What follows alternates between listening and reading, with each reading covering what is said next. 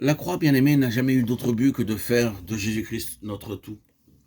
Et je vous le demande, à vous qui savez quelque chose de cette expérience-là, n'est-il pas vrai que le tunnel par lequel le Seigneur vous a fait passer, la manière dont il a appliqué la croix dans votre vie, vous a fait devenir une même plante avec lui par la conformité à sa mort, et vous avez fait place dans son tombeau? N'est-il pas vrai que c'est en passant par là que vous avez appris à connaître le Seigneur comme vous ne l'avez jamais connu auparavant?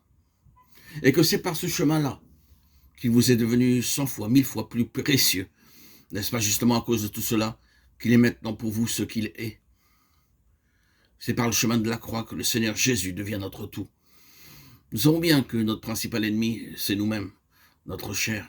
Cette chair, elle ne nous donne aucun repos, aucune paix, aucune satisfaction, pas de bonheur de son côté.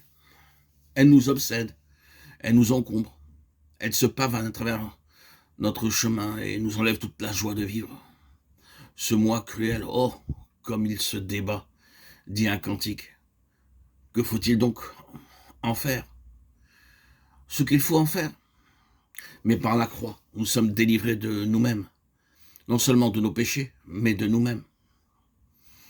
Et délivrés de nous-mêmes, nous sommes livrés à Christ. Et il grandit, lui, de tout ce que nous diminuons. Processus douloureux,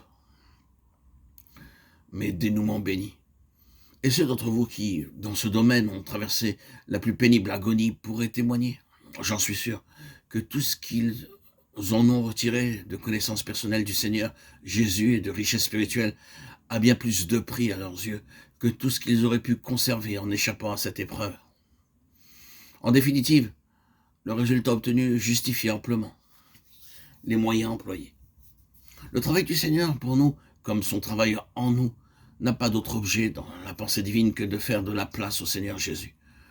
L'autel des sacrifices, soit dans le tabernacle, soit dans le temple, était vaste, spacieux, de grande dimension. Tous les autres objets du tabernacle pouvaient trouver place ensemble à l'intérieur. Notre autel aussi doit être grand. Il faut que Christ crucifié occupe toute la place. Il faut qu'il remplisse tout et qu'il devienne la plénitude de toutes choses. Alors, il n'y aura plus de place pour nous. Cette perspective vous fait-elle peur? J'espère que non. Ne chantons-nous pas avec joie? Pour toujours en ta présence, je serai semblable à toi. Alors, qu'est-ce à dire, sinon que moi j'aurai disparu et que Christ sera tout? Ainsi donc la croix, l'œuvre de la rédemption accomplie sur la croix, trouve son explication là. Il faut que Christ soit tout et en tous, afin qu'en toutes choses, il tienne le premier. C'est l'explication des chemins que le Seigneur prend avec nous, et qui sont souvent bien étroits.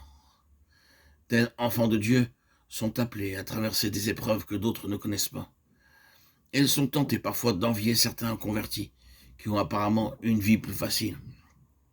C'est là aussi qu'il faut chercher l'explication des épreuves d'Israël dans le désert. Sous la tyrannie de Pharaon, la servitude leur arrachait des cris d'angoisse et de désespoir, les voilà délivrés enfin.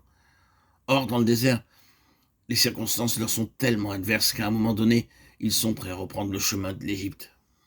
Pourquoi cette rigueur dans les voies de Dieu? Parce qu'il a une œuvre à faire en eux. Il cherche à occuper toute la place. S'il épuise leurs ressources naturelles, c'est pour leur montrer ce que sont les ressources célestes.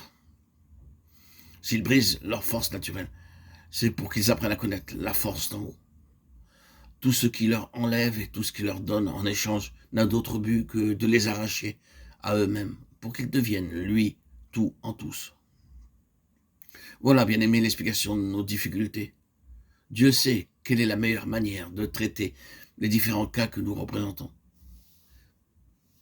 Et il varie ses méthodes en conséquence. Il traite votre cas d'une façon et le mien d'une autre. Il sait par où nous prendre. Et les expériences par lesquelles nous passons sont toutes calculées pour nous conduire plus près de lui, afin qu'il puisse occuper toute la place.